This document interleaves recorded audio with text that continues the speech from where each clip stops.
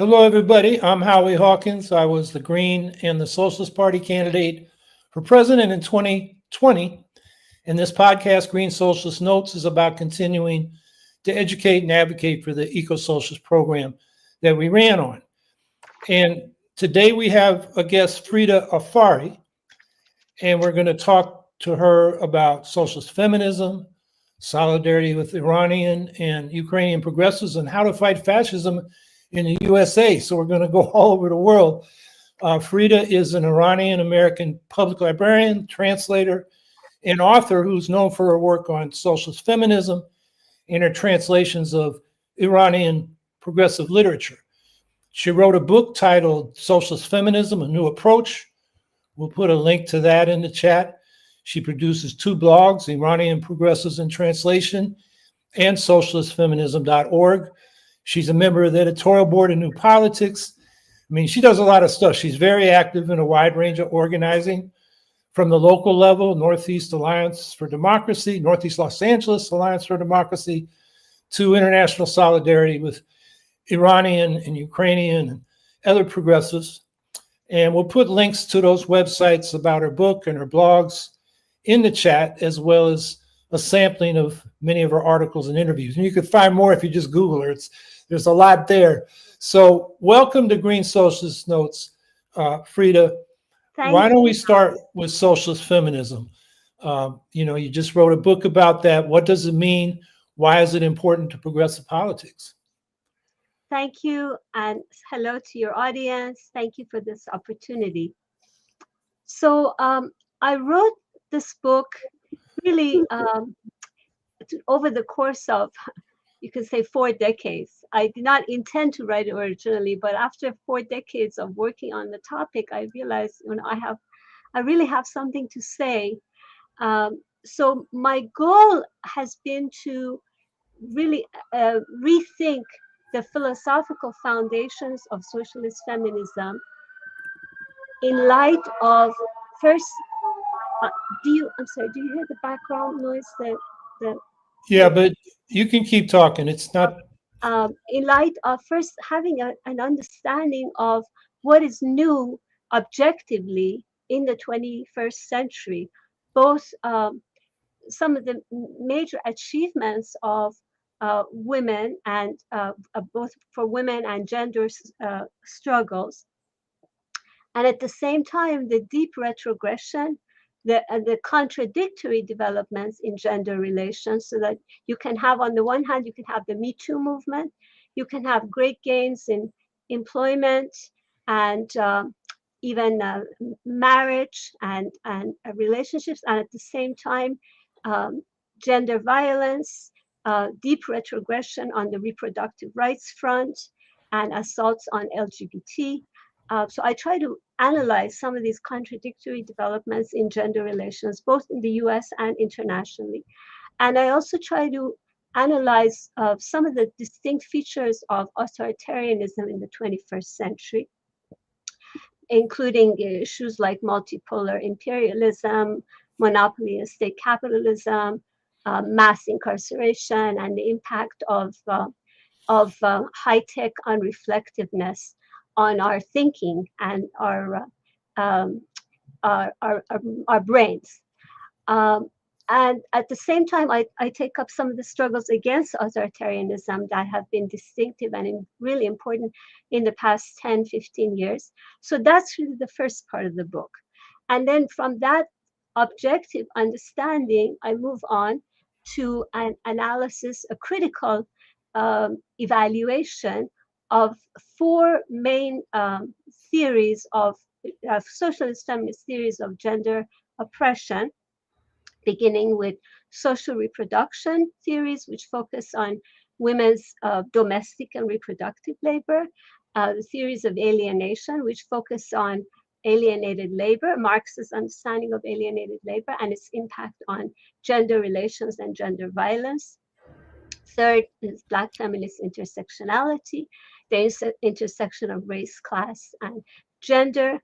And fourth is the queer theories and different queer theories, because queer theories are not just one one way of thinking, but there are differences within queer theories. So I try to take up and critically analyze and evaluate these theories.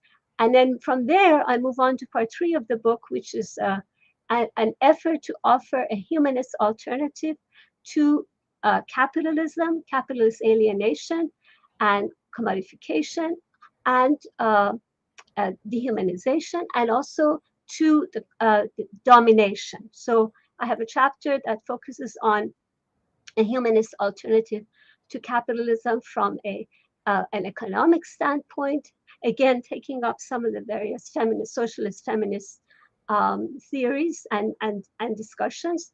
And then I have a chapter that takes up,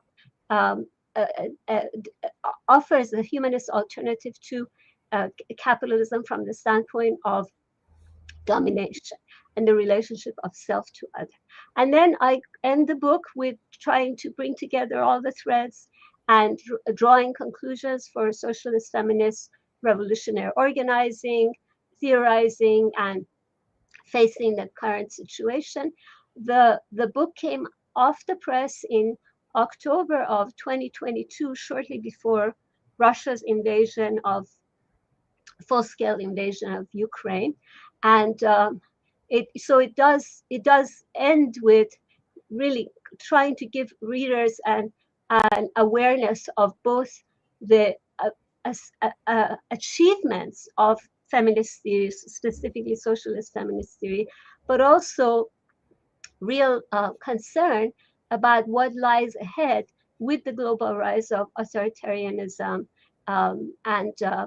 and how it's leading to massive retrogression within the women's movement and affecting the rights that we had taken for granted. And I'm sorry, I forgot to also mention that in the first part of the book, I do take up the impact of the COVID pandemic on gender relations. And although we're not dealing with the COVID pandemic right now, I believe that pandemic had some really long-lasting effects on gender relations and on humanity as a whole that we're still dealing with right now. So I will stop for now, and I'd be happy to answer more questions from you about my book. Well, that's a comprehensive overview. In terms of what that means for what, progressives, eco-socialists should be doing now, is there any particular thing you would point to? Well, what the main aim of the book is to say that we need to address, if we want a major transformation in gender relations, we need to transcend capitalism. We cannot have emancipated gender relations when we live under a system that is based on the commodification and dehumanization of all human relations, of gender, of women's bodies, and total alienation. I think capitalism, the way I describe it, and my focus is on how capitalism alienates us not only from the products of our labor, but from the process of our labor, from our ability for free and conscious activity, and turns human relations into utilitarian ones and commodifies and dehumanizes everything. So my goal is that we need to talk about transcending capitalism, both from the structural standpoint, that is structural relations of economic, social, political, but at the same time from the standpoint of personal human relations and family relations. And so in response to your question, I would say that in any struggle, the point is to not limit our vision to just opposing the outside enemy, whether that is in the US, the Trump administration assault, or in various countries, imperialist invasion, authoritarian rule, but to really delve into the concept of the kind of human society, human relations, that we believe can be an alternative to this madness and can overcome the alienation and replace it with the humanist alternative that is also environmentally sustainable. That takes a lot of work, and it really requires a movement that's thoughtful, that has a vision of the future, and has organizational members that are critical thinkers, that can analyze current developments and offer a vision of the future. So, but I'd be happy to say more about it. Please feel free to say more about your question. Well, you hit on a theme that I often say here, and that is, to quote Michael Harrington, who I disagreed with a lot, but one thing he said is there's no such thing as an unorganized socialist. And that if we're, people just can't be online and making statements there. They got to be in an organization and engage with the community, where we can, when we get together and think what we're going to do and why we should do it, then we have to be critical thinkers and understand why we may have an immediate demand, but we can only go so far within the capitalist system. And given the power structure, a lot of times we win demands and then they get watered down and turned around against us. So I'm basically reaffirming what you just said, that, even if we're fighting for a very simple demand like abortion rights, there's a lot more involved in that. So maybe you want to elaborate on my elaboration of what you said. Yes, I'll give you a couple of examples. For instance, I'm a librarian. I'm a public librarian. And I believe that in order for us to really fundamentally challenge the current rise of fascism in the US, we need to talk about why it is that people aren't reading. There's been a massive decline in reading in the past 20 years. One study says that there's been a 40% decline in reading for pleasure among all age groups in the last 20 years. So long as we have a public that doesn't read and doesn't have a sense of history and current events and any kind of vision of the future, we cannot blame the public for becoming susceptible to disinformation and propaganda and lies and ideological attacks. So that's one way in which I'm trying to make a contribution in working with other public librarians and really working at the local public library level to confront the crisis of reading among all age groups. And then another example, again, is, for instance, within my international solidarity work with Middle Easterners, one issue that I always emphasize, and I try to find others who want to fight on that level, is that we are not just fighting against outside imperialist powers. We are fighting against authoritarianism and religious fundamentalism in our own societies. So, for instance, my solidarity with the Palestinian struggle has always been based not only on just opposing what Israel has done to them, but also opposing religious fundamentalism and authoritarianism within Middle Eastern organizations themselves. Or, for instance, in the case of Gaza, Hamas is an authoritarian religious fundamentalist organization.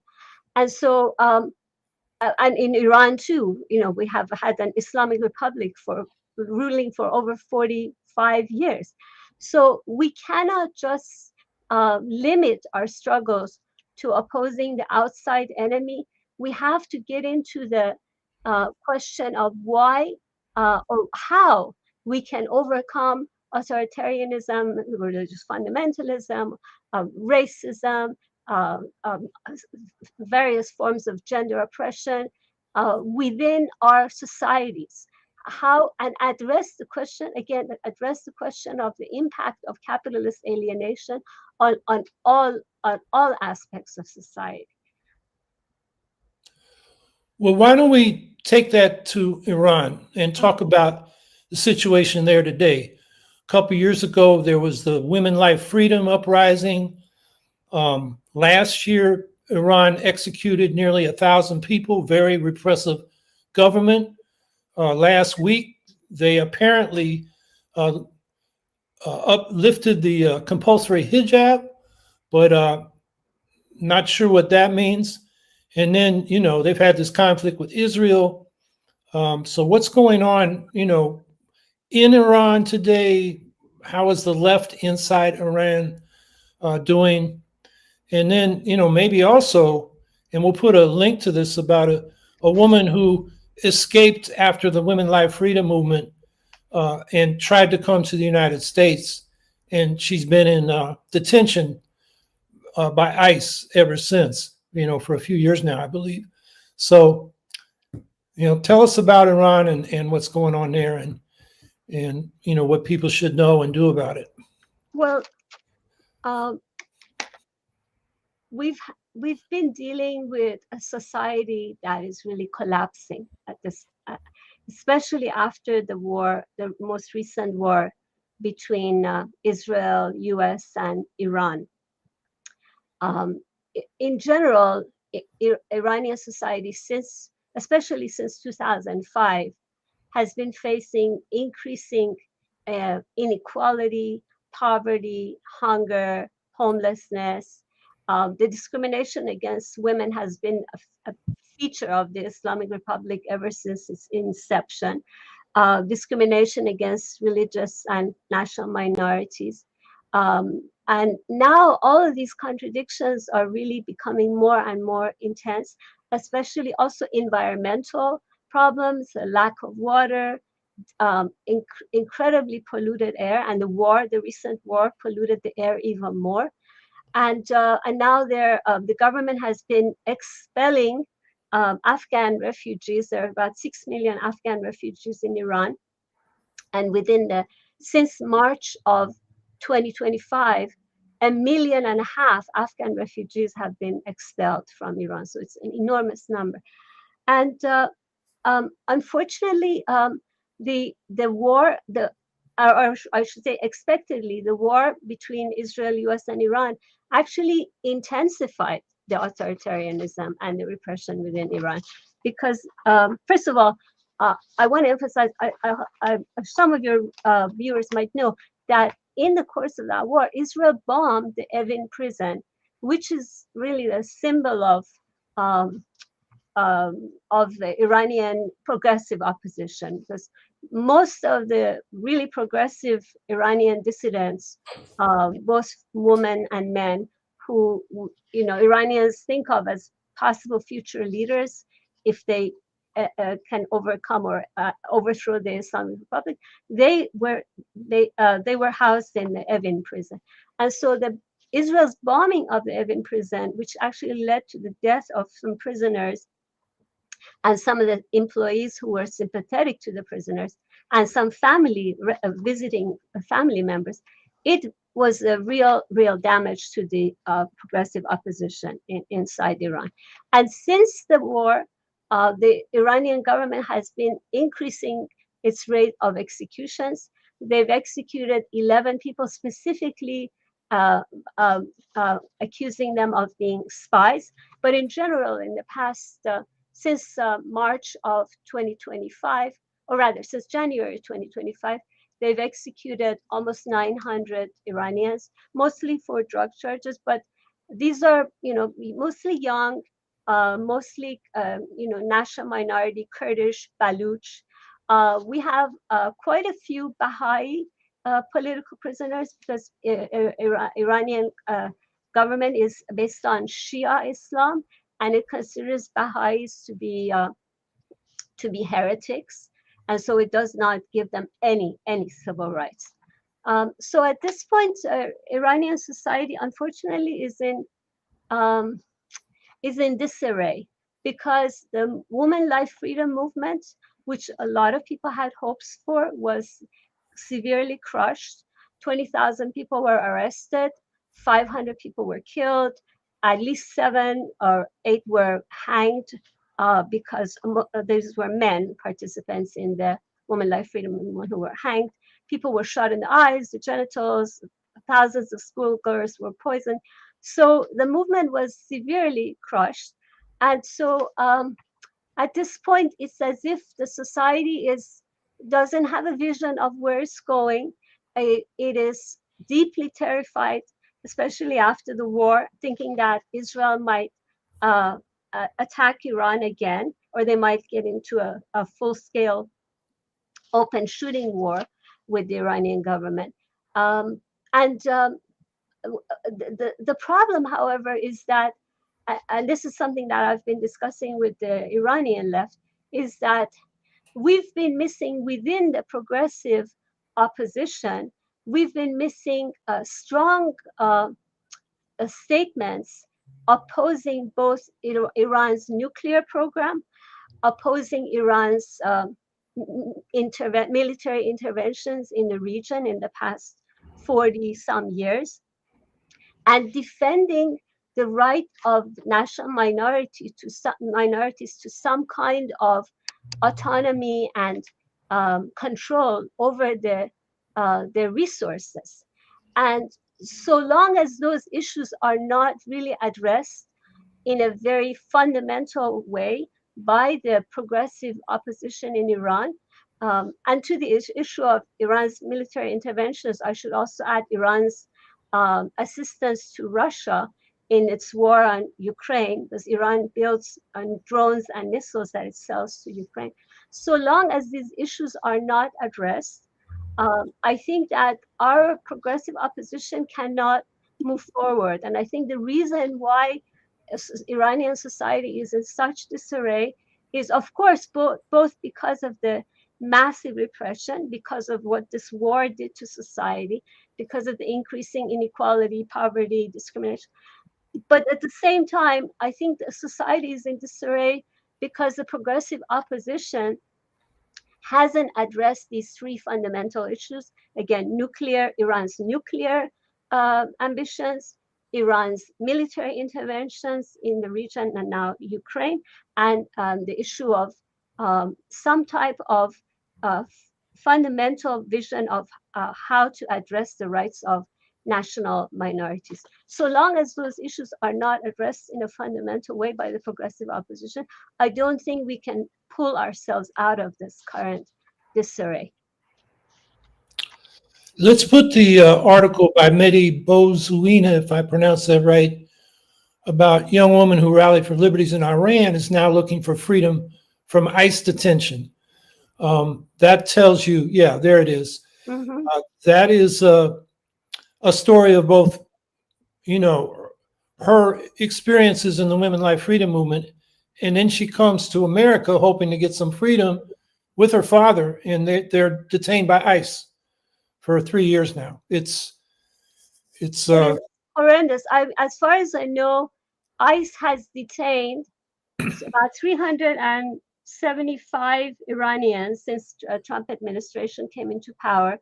And just recently, the US government made a deal with the Iranian government. The Iranian government said it would take back 400 of those who have been deported. And just, I think last week or just recently, a plane full of Iranian deportees, 120, was sent back to Iran. Now, the question is, I don't think most of them would want to go back to Iran because they fled the repression in Iran, and the future that awaits them in Iran is really dangerous. I mean, at best, they would be released to go back to their miserable conditions, but it's also possible that because they're opposed to the government, they would be persecuted. So this is really dangerous and very, very worrisome. Well, you mentioned Iran intervening with Russia in Ukraine. And another part of your international work has been Ukraine solidarity, particularly with feminists there. Why don't you talk about that? And we have links that should go in the chat to some panel discussions that Frieda was involved in, and also a film that she produced with the Feminist Workshop in Lviv, Ukraine. So those links will go in the chat, but talk about that work. So first of all, Iran, as I mentioned earlier, is an ally of Russia. And it has been providing Russia with missiles and drones. You might have heard of the Shahed missiles. that have been very effective in destroying Ukrainian infrastructure and therefore killing civilians. So Iran is an ally of Russia, number one. Number two, the Ukrainian struggle is a struggle against imperialist invasion, for self-determination, for democratic rights. Ukraine's government is not perfect, but it is basically for democratic rights, believes in human rights, and respects women's rights. And Ukrainian activists, are especially Ukrainian independent socialists that I've been working with, are both critical of some of the problems of the Ukrainian government, but also deeply opposed to Russia's imperialist invasion.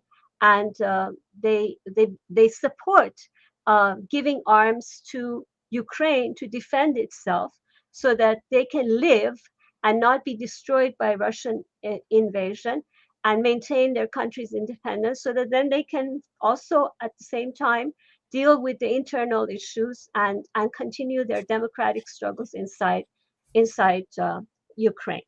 So, and then Russia is a fascist government. Russia has been an ally of reactionary and authoritarian and fascist forces and misogynist forces around the world. Russia is as I mentioned, Russia is an ally of the Iranian government. Russia is an ally of the Trump administration. They share an ideology of authoritarianism, misogyny, extreme authoritarian capitalism. And so for all those reasons, I believe that it is my duty to support the Ukrainian struggle. Now, when you ask me about, the whole question of a consistent opposition to imperialism and not being selective about it, meaning that opposing imperialist intervention in one country but not saying anything about it in other countries, which is what so many within the left do.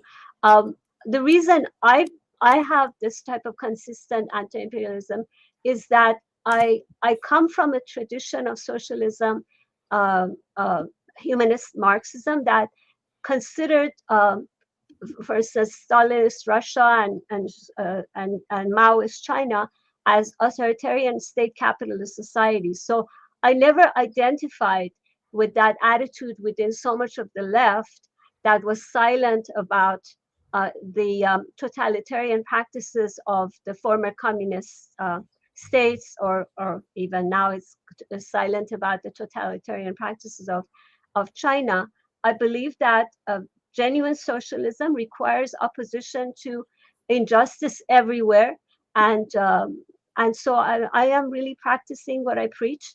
And I also do not agree with so much of the left, including so many within the Iranian left, who believe the Putin Russian state narrative that the war with Ukraine is a proxy war, that Ukrainians don't have their own agency, and that it's just Western imperialism versus Russian imperialism. And I think if that were true, I'm quoting Artem Chapeya, who's a Ukrainian novelist, who said at a recent book talk online, he said, if that were true, if this were a proxy war, you would think that once the alliance between Putin and Trump became open in the latest meeting they had in Alaska, where Trump basically rolled the red carpet for Putin, you would think that once that happened, then the war would end, because apparently they claimed that the Ukrainians had no agency and this was a proxy war.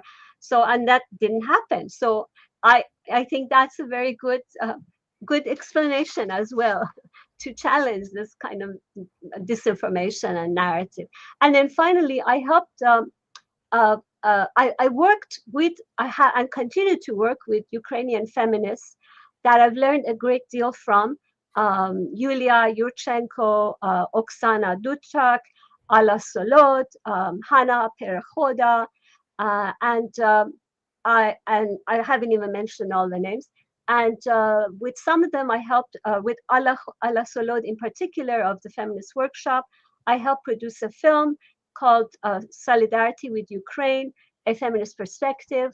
It's a 25-minute film where we have interviews with Ukrainian feminists, and we also have feature an Iranian feminist leader, Nasrin Sotoudeh, who defends the Ukrainian struggle, and a Black feminist writer and professor from the US, Wanda Powell. And so that's the kind of work I've been doing in solidarity with the Ukrainians. Yeah, we just put the link to that film you did with the Feminist Workshop folks. There it is. I also put to the producer another link to the Right to Resist statement by feminists in Ukraine. Yes. And that was a response early in the war to feminists in the West who said they oppose Russia's invasion, but they also oppose arms to Ukraine. To which the feminists said, if we lay down our arms, there will be no more Ukraine. If Russia lays down their arms, there'll be peace. Yeah. So there it goes into the, there it is. Yeah. So that is, 3 years old and I think still relevant. Absolutely. And, I think when you talk about those parts of the left, and I have to say, they're in the Green Party, they're in DSA. Seems those two organizations are split down the middle on whether they really support Ukrainian resistance. That so-called left is not about, the a democracy or socialism from below by working people and oppressed people. It's about geopolitical alignments. Yeah. So they're relying on states, not people. Yeah. In their inter-imperialist competition. And it's foreign to the left tradition, as I understand it, which was about liberty, equality, community, or solidarity. But they have a left branding, and that hurts the left. The Ukrainian left will tell you this. Yeah. Their biggest problem are the Stalinists, from the old Soviet regime, who are identified with the left. So when they talk about a democratic socialism, Ukrainians say, that sounds like the left, and we know what that is, and they think of Stalinism. And we have that problem in the United States. I mean, how can you build a movement here when you're pointing to, Putin and Assad and people like that as the resistance to U.S. imperialism? Yeah. So anyway, that's my little editorial. I agree. We agree on that, I know. Well, why don't we talk about fascism in the United States? And you wrote an article, and we'll put the link to that was in New Politics. And it was called, What is Fascism and How Can We Resist It? How can we resist it in the United States? And I thought, and there's a brochure we'll also put in that the Northeast Los Angeles Alliance for Democracy. There it is. You can download that. We'll put the link to the Google Drive document. Talk about that. And, one of the things I think you should explain to people is why fascism is different than just authoritarianism. Mm-hmm. And also why that's what we have now in the United States with the Trump government. Thank you. I mean, this has been a really educational experience for myself because once the results of the 2024 election were announced, and it was clear that we had to face up to the victory of Trump, I really thought I need to delve into some writings on fascism. I mean, I had read Hannah Arendt's Origins of Totalitarianism before, but I had read Robert Paxton's Anatomy of Fascism and Jason Stanley's latest work on fascism. It is called How Fascism Works, and had read Timothy Snyder's on tyranny. I think all of these works are very helpful, especially Robert Paxton's Anatomy of Fascism, because Robert Paxton is the leading historian of fascism, or one of the leading historians of fascism. He has done a global study in the anatomy of fascism, and in that work he's really put together the results of his knowledge and research and experience from various decades into a 300-page book that really gives you the essence of fascism. So first of all, what is the difference between authoritarianism and fascism? And this is something that I really learned from Robert Paxton. Authoritarianism is imposed by force from above.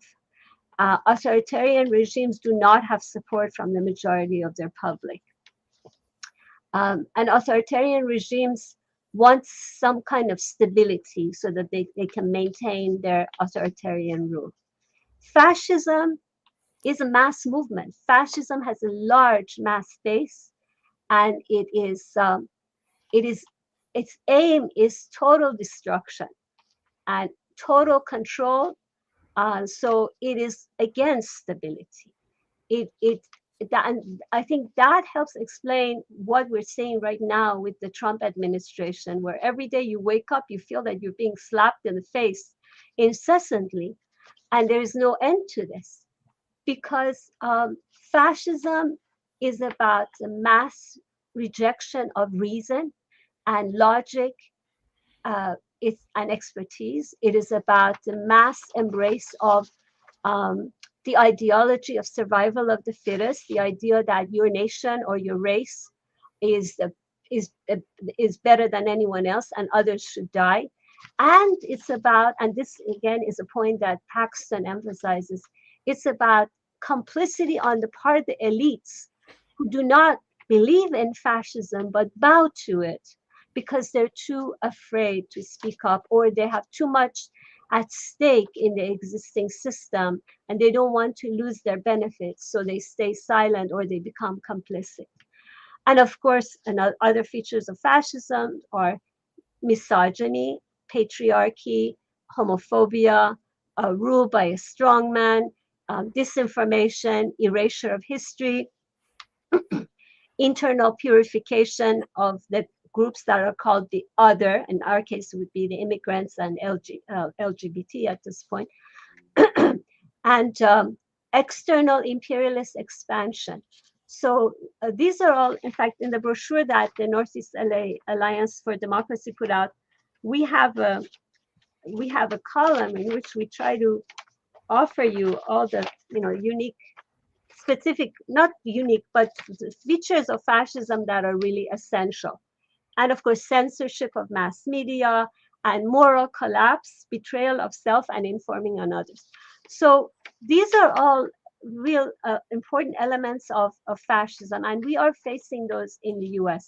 I think it's important for us to know what it is that we're up against. So when I say mass, fascism is a mass movement, of course, I don't deny the fact that there is still a lot of opposition to the Trump administration right now.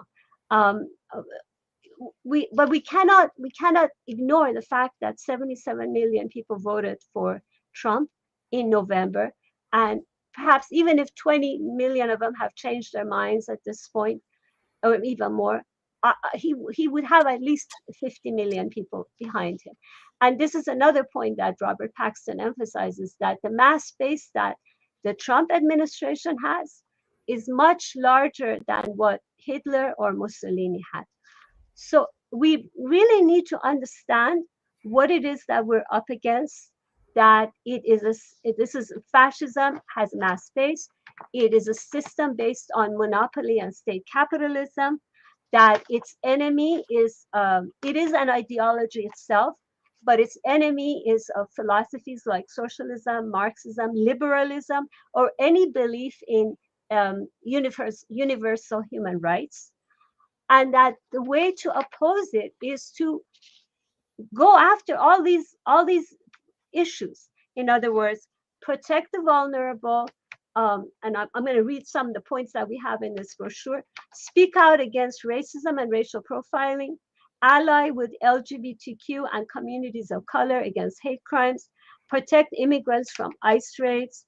Oppose anti-Semitism and anti-Muslim hatred. Speak out against misogyny, patriarchy. Defend abortion, reproductive rights. Defend civic institutions and fact-check independent media. protect democratic leaders, demand healthcare for all, protect the environment, join and form mutual networks to help each other, and defend international struggles against imperialism, authoritarianism, fascism, and religious fundamentalism. And at the same time, we have to build alternatives. We have to get to know our communities, form more coherent, more uh, create more solidarity within the communities where we live, because U.S. society is such that you can live in a community and know your neighbors even after 20 years of living there. And we have to practice critical thinking, reflection, empathy, do deep reading, and engage in discussion about an alternative to this madness, an alternative that's both humane and environmentally sustainable. So these are the ways in which we try to argue in this pamphlet, in this brochure, that we can act, we can work together, but it requires that we first have an understanding of what fascism is. Yeah, the thing that struck me when I read your article was that fascism has a mass base, as opposed to authoritarianism, where a strong government can impose on the people. And it happened to be in the same issue of New Politics that your article appeared on fascism. My article, I called it a political paradox. A progressive-leaning public or majority elects a far-right president. And, that's a long article. I looked at the data, but there are a lot of reasons for that. But I guess what I want to get at is that mass movement, to me, has always been there. That's the slavocracy, it's the Dixiecrats, it's the racism and settler colonialism of this country.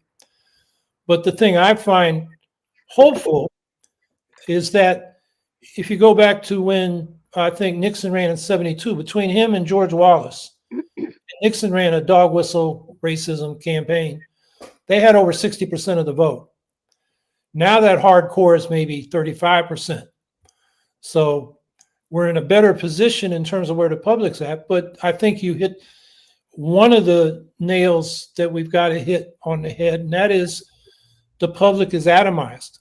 So to mobilize resistance, it requires organization, and we generally don't have it. I think it was reflected in what you said about the public doesn't read as much. This is another critique I've made, is our progressive movement now is top down. I mean, we used to have coalitions come together and people would fight over the demands and what the action would be. Now we get it over the email from a staff funded by a foundation. It's very top down, which weakens our ability to think for ourselves and act critically. So that's the thing. I urge people to read your article, because I think it really brings home what we're up against.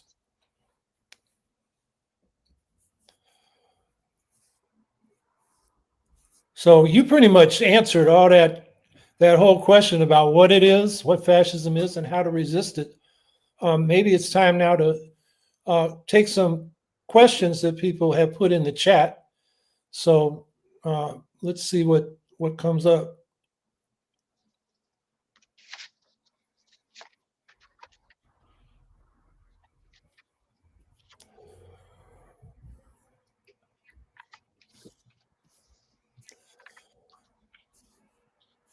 Well, wait, here we go.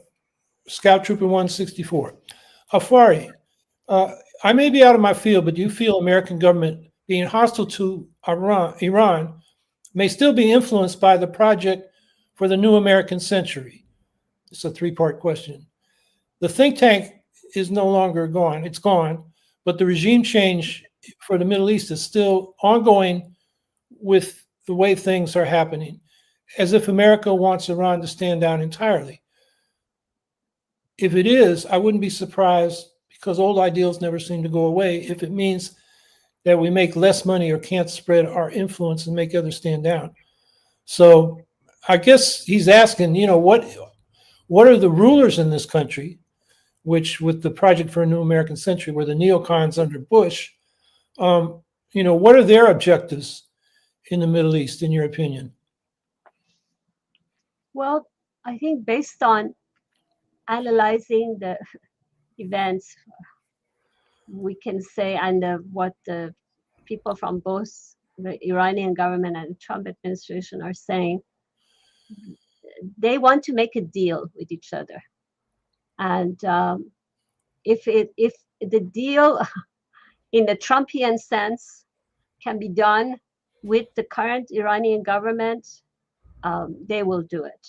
They wouldn't go for regime change. And if it could also mean that within the Iranian government, the faction that wants to make a deal would win, and the other faction would be sidelined or pushed out. But at this point, I think that the U.S. government really does want to make a deal with the Iranian government. Now, the problem, though, is that the quote unquote problem is that the Iranian government's very foundation, from the time the Islamic Republic was founded, has been opposition to the U.S. and opposition to Israel. So if they make an open deal, that would really challenge their reason for being. So we'll have to see which faction within the Iranian government survives. Now, the Iranian government also does count very much on its alliances with China and Russia. And this is something that I wasn't able to bring up earlier. So the Iranian government has made signed contracts, agreements with Russia and China for building infrastructure. It buys arms from Russia. It buys nuclear plants from Russia. In other words, Russia comes and builds the nuclear plants inside Iran. Russia and Iran now have been working on a plan to build a 7,000-mile pathway from Moscow to Mumbai, and that's ongoing. Russia, the U.S. and Iran and China signed an agreement a few years ago, which China agreed to pay $400 billion to Iran and also build infrastructure for Iran. In other words, paying the money is not necessarily done through cash, but through building infrastructure for Iran and basically receiving Iranian oil in exchange for building infrastructure for Iran. And they also agreed on a 14,000 kilometer railway system from China all the way to the Persian Gulf. And so all of those projects are now continuing. And I mentioned earlier, Iran selling drones and missiles to Russia for its war in Ukraine. So the faction within the Iranian government that does not want to make a deal with the US or does not want to make an open deal with the US is the one that thinks that they can really build on the alliance with Russia and China, with the BRICS alliance, and not rely in any way on the US. It might also be that they will do both, that they will make a deal with the US, with the Trump administration, but at the same time, mainly continue to rely on Russia and China for building infrastructure and for the railway and the other pathway that includes both land and sea routes from Moscow to Mumbai.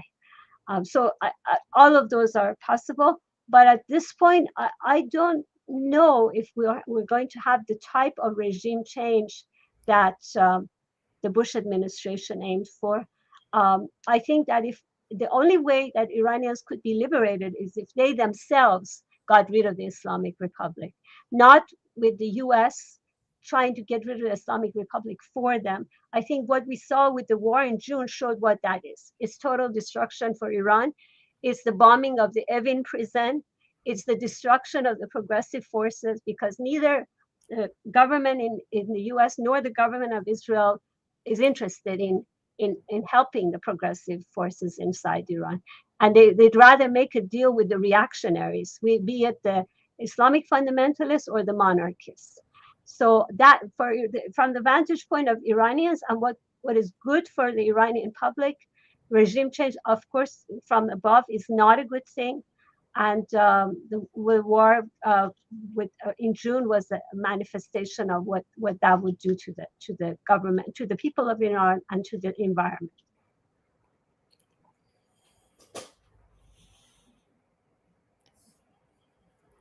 Rachel Atwood, the Jill Stein wing of the Green Party is completely in Russia's court. Do you want to comment on that? Yes, unfortunately, I've known that for a long time, and that's really sad. And I think that it's very important for us who are part of the progressive left to oppose that, to speak out against it, both to help the opposition, democratic opposition inside Russia, and to help the Ukrainians, and also for our own sake, because when leftists or parties that claim to be part of the left ally with the other pole of capital and authoritarian states, it just it gives us, takes away all of our credibility. It's very important for us to show that we have nothing to do with that type of alliance, that we oppose it. All I can say is hear, hear. I've been preaching that, but you said it well. Scout Trooper 164. Basically, it would be that America completes regime change in the Middle East while Russia gets to take over Ukraine, since the U.S. would stop supplying Ukraine, a backstab. I think that you described multipolarism as multi-imperialism. We had Patrick Bond from South Africa on just to talk about that, and an analysis of global imperialism as a system of, Western imperialism at the top, but sub-imperialism of other powers. And like you just described with Iran, Iran maybe cutting deals with both sides. It's like, that's what BRICS is in Patrick Bond's analysis. It's a vehicle by which these other capitalist states can kind of climb up the hierarchy of global capitalism. Yeah. So I think maybe that's what Scout Trooper's getting to when he talks about the deals between Russia, U.S. and Iran in relation to Ukraine. But what are your thoughts? Yes, I mean, I think that, yes, it seems that at current moment, there is some kind of agreement between Trump administration, the Russian government, maybe with China, that each of them will have their sphere of influence. But at the same time, capitalism doesn't operate like that. Capitalism is still about different poles of capital fighting with each other and going to war for total domination. And so even if at the moment there is this agreement that Russia can take Europe and the US would continue to have influence over the Americas and possibly part of the Middle East, and China will take over Taiwan, maybe that's their agreement, I don't know. But if that's the case, I think it's a temporary thing, because that will not last, because capitalism is not about stability. Capitalism is about competition and control and domination. So in any case, we as the public, we as ordinary people who are suffering from the ills of capitalism, racism, sexism, misogyny, homophobia, we will suffer regardless.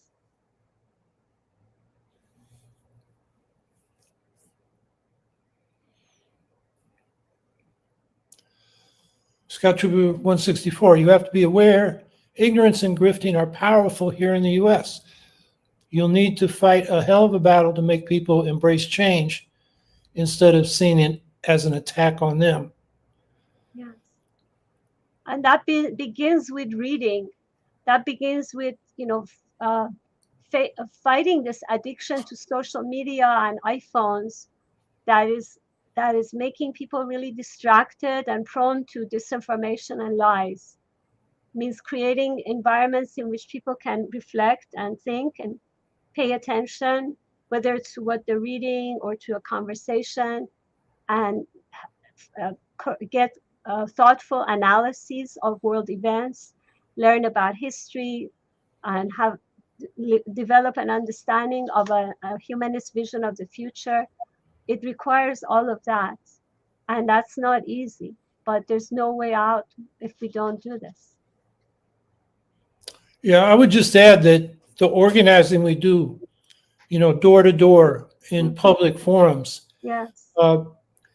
when you have personal relationships with people, even if they disagree with you, it's very different than social media, where they're kind of anonymous and people's worst sides come out. Yes. When you're dealing with people face to face, there's certain norms of politeness with most people, and that once you have a relationship, you can talk about politics, and at least the Trump people we talk to won't see us as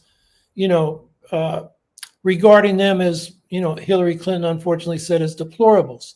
Mm-hmm. We disagree, and the immigration problem. I mean, I find that one in particular when I talk to Trump people, just a little conversation, and they learn things they didn't. Like out at the farmers market here, I was petitioning for a candidate to get on the ballot, and Trump people would come up to me, and point behind me was a line of people to get sort of food stamps for the farmers market. And he said, look at all those illegal immigrants getting government benefits. And I said, no, those benefits don't go to people that are undocumented. Those people are legally here, and that's why they're eligible. And they're eligible because they're poor. And he goes, really? I mean, he just didn't know. And it kind of changed his thought about those people. Yes. And I think that personal relationship, in the community is a way to get the discussion back on a more rational basis than just this name calling back and forth. Yes. We may not convert all of them on every issue, but I think we can make progress with a good portion of them. Yes, and I've had various conversations with people who do not even support Trump, that didn't necessarily even vote for him. But when it comes to the immigration issue, they say, well, they came here illegally. Why are they taking away our aid? And why should they get benefits and we don't get them? So it's very, very problematic, because I think part of the problem is that we as the left within the US haven't done any kind of adequate job of saying that it's because we have a capitalist society and a class society that certain people do so well and others don't. It's not the fault of the immigrants. It's not, and it's not even true that the undocumented get so much benefits. They get hardly any benefits. They work, they pay taxes, and they don't get any benefits. So the reason this disinformation about immigrants taking away our benefits has been so successful is that we just don't have the discourse about the nature of capitalism in the US that would let people see that this is not about immigrants. This is about the capitalist system oppressing us. And the left has been so busy just saying down with US imperialism and supporting Russia and China that it hasn't done the fundamental job that it needs to do of talking about capitalism and a humanist alternative to capitalism, racism, sexism. And this is what we get. We get a public that's very confused and goes for disinformation and fascist lies. And I think the part of the movement that calls itself on the left an anti-capitalist, they have a hard time when they're dealing with groups that praise authoritarian regimes that are capitalist states. as anti-imperialist, quote unquote. It's not, they're not anti-imperialists. They're basically for their own state interests and imperial interests if they have them. You know, like Iran. Iran is not an imperial power as strong as the Americans, but you know, as you were describing before, they have been intervening all over the region and pursuing interests beyond their own country. Yes. Even last year, during those uh, campus demonstrations in support of the Palestinian people, of course, I support the Palestinian struggle. I think that what Israel has been doing in Gaza is genocide, no doubt about it. But those campus demonstrations, they didn't do a good job of showing the affirmative side of what they were for. Or maybe they weren't for anything affirmative. Maybe they were just for being against what Israel was doing to the Palestinians and not having any vision of the future. But whatever it was, and they weren't clear about an opposition to Hamas and to religious fundamentalism and the authoritarianism that rules in the Middle East. They weren't clear about that. So the result was that the Trump administration got away with its effort to brand all of them as anti-Semites and to discredit the left. And I think that we really need to take some responsibility for that. Yeah, I think that's another case where Americans are making statements about situations abroad without talking to people on the ground. Yes. You know, in the Palestinian movement, you look at public opinion polls, Hamas has some minority support among Palestinians. Yeah. So does the Palestinian Authority. Yeah. If they had elections and parties were able to form, the secular democratic left, you know, represented by people like Mustafa Barghouti and the Palestinian National Initiative, they might come out on top. I mean, he came out second in the 2006 presidential election. Yeah. Partly because Hamas boycotted it, but there's a lot more opinion among Palestinians. And instead, you know, the students, they sort of grabbed at, well, Hamas fought back, so we support Hamas. Yes. Without looking at what Hamas does to its own people. Yes. And that's why it's important to talk to people on the ground, like you have with the Ukrainians, with the Iranians. And that's what I always do, going back to the, you know, anti-Vietnam War movement. You know, what did the Vietnamese say to the movement here? Build a mass movement. And we had arrogant people like Weatherman that said, we're going to be a fifth column for the Vietnamese. The Vietnamese said, no, you build mass movements. But they went ahead arrogantly. Mm-hmm. And that is a problem. It's kind of a left-wing reflection of American imperialism, you know. Yes, and arrogance. Yes. And this takes me back to my book on socialist feminism and the idea that socialist feminism, the way that I've tried to express it in my book, is really about getting to the roots of problems and addressing the alienation at the structural level, at the level of family and social relations. And if we have that type of vision, a humanist vision that is about also an environmentally sustainable future, then we wouldn't become followers of authoritarians that claim to be anti-imperialist. We would have enough independent judgment to know that, okay, maybe they're against US imperialism or what Israel is doing to the Palestinians, but they're not really for the liberation of Palestinians. Or maybe the Iranian government is against, claims to be against US imperialism, but look at what it's done to its own people. Or maybe this government claims to be anti-imperialist, but look at what it's done to women in its own country. And how it, how much gender violence there is in society, or how much racism. We would be asking those questions instead of just blindly following these so-called anti-imperialist forces or organizations that claim to be against U.S. imperialism, but are, offering another type of authoritarianism. So that's why I really encourage people to go to my book. It's also available as an audiobook via Audible and soon via the Pluto Press website. The audio files will be there too. It also comes with a workbook that guides you through each chapter with questions and ideas for activities and key terms. And I welcome questions, discussion. This is why I wrote the book, because I wanted to help the movement. Well, thank you for coming on the podcast. And I urge people, to read your book, go through the workbook. Is there a way for people to contact you if they do that? Is that in? Yes, they can either go to my website, socialistfeminism.org, and write to that, write to me through that website. Or here, I'll give you my email address, afary2nd@yahoo.com.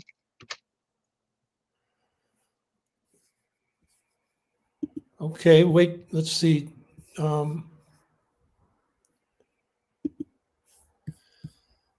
Yeah, let's put that up on the chat. The book is also available at various public libraries. If you'd like to just check it out at your public library, you can do that. There's Frieda's email, so you can follow up our discussion here with her and read her book, and we put a lot of links in the chat. Follow up on those. Frieda mentioned Artem Chapai or Chapaye. Chapaye, okay. And she gave me his email. He wrote a book. He's a Ukrainian author, socialist, and soldier who wrote a book called Ordinary People Don't Carry Machine Guns. And it's a short book. I urge people to read it. He will be on the podcast November 1st. And thank you, Frieda, for putting us in touch. My pleasure. Turns out his wife edited an interview with me for the Ukrainian journal Commons. So he knew me, and we got that set up. I'm also in trying to get somebody who was at the Green Party of England and Wales conference last weekend. Interesting things going on in the UK Greens. They've, elected left-wing leadership and are taking their membership is just booming. They went from 60,000 when they went into the leadership election. Now it's up to 95,000 because they're, providing a left alternative to Labor, and the Corbyn Sultana thing has become a big drama because those two aren't, on the same page. So a lot of people are coming to the Greens. And there were resolutions. There was a good one on Ukraine. I have not been able to find in the press whether it passed. They did pass one on saying that Israel should be considered a sponsor of terrorism, a state sponsor of terrorism. So hopefully we'll get a report on that. And also our friend in Georgia that we've had before, because they are still out on the streets for like 315 days consecutive now. And, they have a real struggle on their hands to, try to get back to a more democratic dispensation. So that's coming up. But if I don't have them by next Saturday, we'll just do questions and answers and talk about all the things going on. Like Frieda said, we wake up every morning and we get slapped in the face several times. And Howie, I just wanted to say that I also work with Afghan women. And as you know, after the Taliban came back into power in August of 2021, things have become even worse. Not that they were great, but they got even worse to the point where women cannot go out of the home without a male chaperone. I have to be fully covered. And they cannot go to parks or public places. They cannot go to school beyond the 6th grade. And now, most recently, the internet was cut off for a few days. And so the Taliban have threatened to cut off the internet again, which means that the young women who've been trying to take online classes to continue their education won't even have that. So if anyone wants to help Afghan women, contact me and I'd be happy to assist you with that. Yeah, we could have gone on for another hour with all the things Frieda's involved in, but once again, thank you, Frieda, and everybody, like I keep saying, Don't try to do this by yourself. Get in an organization and get active. You're going to feel a lot better than just, sitting alone reading the bad news. And it'll uplift you and also help you be smarter, because your ideas will interact with other people and everybody will get smarter and more effective. And then So- I'm sorry, one more thing. Go Sure. to the Indivisible Network, indivisible.org. I'll write it down here. Indivisible.org. And go to the No Kings Day protest in your area. That's going to be on October 18. They're expecting millions to attend it, a protest against Trump's administration and the authoritarianism and the fascism. And it's very important to come out strongly, because everyone is saying, how come the US public is speaking out strongly against the way the Republicans forced for the government shutdown with their budget cuts. And we need more support for those who oppose the current budget. We need support for those who support, who are for democracy and human rights. Even if we don't all agree on everything, we really have to defend the part of the public that believes in democracy and human rights and civil rights. So this is a chance for all of us to come together and show that we are so strong, and the MAGA have not won over all of us. So please go to the No Kings Day protests on October 18. Go to indivisible.org and find out the address for your local protest. Yeah, thank you for that. I should have mentioned that. That's next Saturday. And I mean, this is another mistake some of the leadership on the left, including Green Party leadership, although there's no formal statement, and the leadership of DSA. Those are the two biggest organizations on the left. They're saying, oh, Indivisible is, oriented to the Democratic Party, and they don't have all the correct demands, so we're not going. But we should go. They're very open demonstrations. You can bring your own banners and signs, your own literature, and these are the people we should be talking to. So I hope everybody will go to the local demonstration in their area. So that's your assignment for the next week. Then come on the podcast and we'll talk about what's going on. So everybody have a great week. Thank you, Howie. Thank you.